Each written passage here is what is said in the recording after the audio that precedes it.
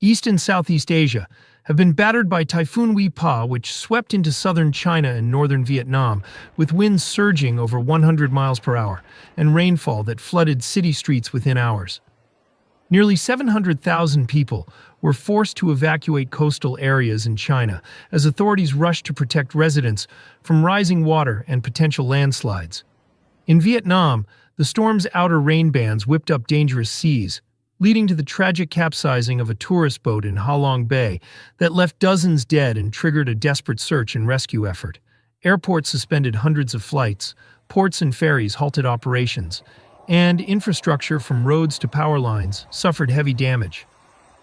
Beyond China and Vietnam, Wipha's vast circulation worsened monsoon rains in the Philippines and caused flooding in Taiwan and parts of South Korea, underlining the far-reaching impact of a single tropical system still unfolding across the region.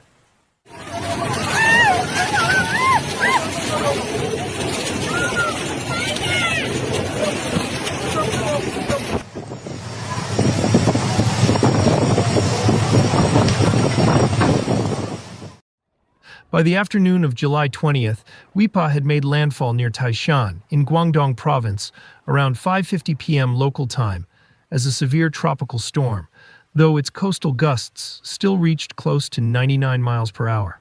Earlier in the day, the Hong Kong Observatory had issued its highest warning signal, which remained in force for nearly 7 hours. During this period, Hong Kong endured sustained winds averaging about 87 miles per hour, while the highest gusts topped 104 miles per hour, damaging facades, breaking windows, and scattering debris across the streets. Over 24 people were treated for storm-related injuries, none of which proved fatal, but hospitals stayed on high alert through the evening. Air travel came to a halt as more than 400 flights were delayed or canceled at Hong Kong International Airport and neighboring hubs in Shenzhen, Zhuhai, and Macau, stranding thousands of travelers. Once inland, Wipha weakened but continued to pour heavy rain over southern China. In parts of western Guangdong, rainfall surpassed 4 inches within a matter of hours, overwhelming drainage systems and leaving roads submerged. Provincial authorities, drawing on forecasts that warned of landslides and flash floods, moved about 670,000 residents from vulnerable coastal communities and floodplains into safer shelters.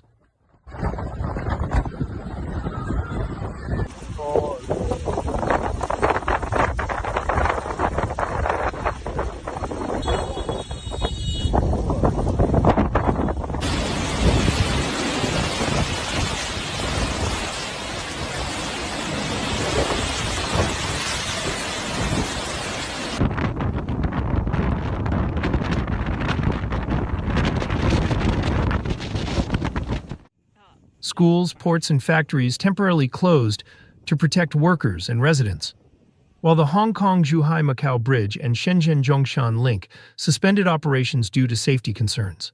Over 500 fishing vessels were ordered back to port, and oil and gas operators evacuated offshore crews as a precaution.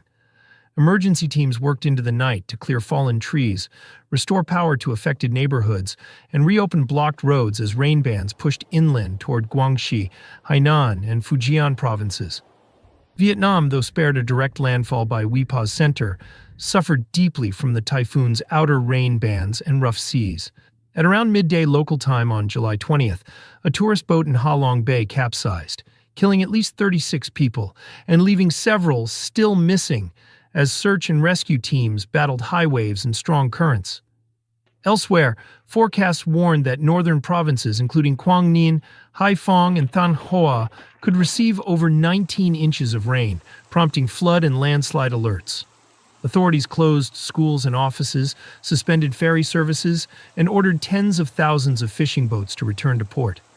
Flights into Hanoi and other regional airports faced cancellations and delays. Emergency services worked to deliver food, water, and medical supplies to communities cut off by rising floodwaters, while volunteers reinforced riverbanks and drainage channels to limit further damage. Meteorologists attribute Wipha's strength to several closely linked factors. Unusually warm sea surface temperatures in the South China Sea and the Western Pacific provided abundant moisture and heat that fueled the typhoon's development. Seasonal monsoon winds further increased the rain potential, while prevailing easterly winds guided Wipha's track toward densely populated areas of China and Vietnam.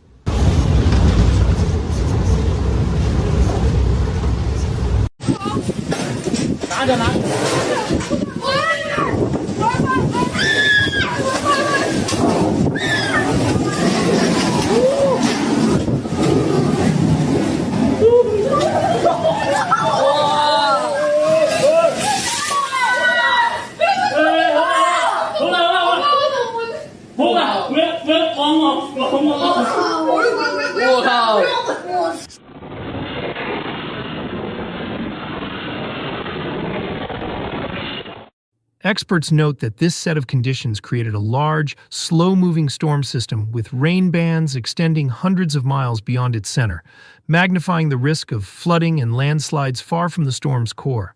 Specialists studying regional weather patterns also observe that China's southern coast has experienced more frequent and sometimes stronger typhoons in recent years. According to meteorological agencies, higher sea surface temperatures have given more energy to developing storms, while changes in large-scale atmospheric circulation have caused typhoons to stay closer to the mainland instead of veering out into the open sea. As a result, storms like Wipha can maintain destructive wind speeds even after making landfall, raising the risk of longer-lasting flooding and infrastructure damage in areas such as Guangdong, Fujian, and Hainan.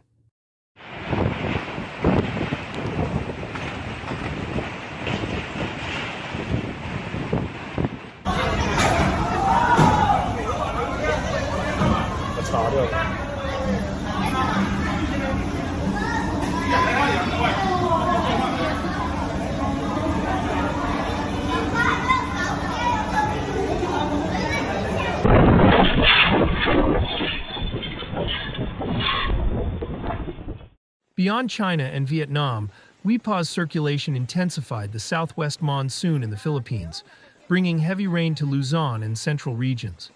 Nearly 370,000 people were affected, and roughly 90,000 had to evacuate to escape rising floodwaters.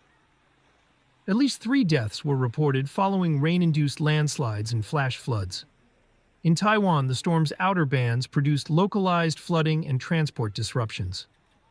In Japan's Hokkaido region, rainfall exceeding 4 inches prompted flood advisories and precautionary evacuations in landslide-prone areas.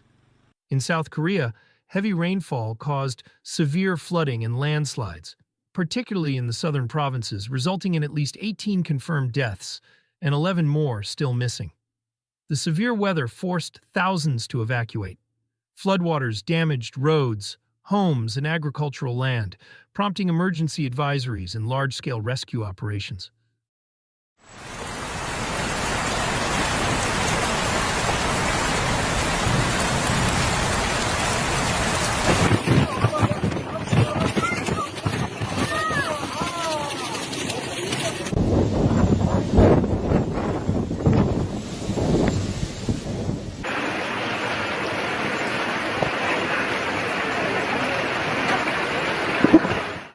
As Typhoon Wipha weakens and moves inland, its aftermath continues to challenge millions across southern China and northern Vietnam.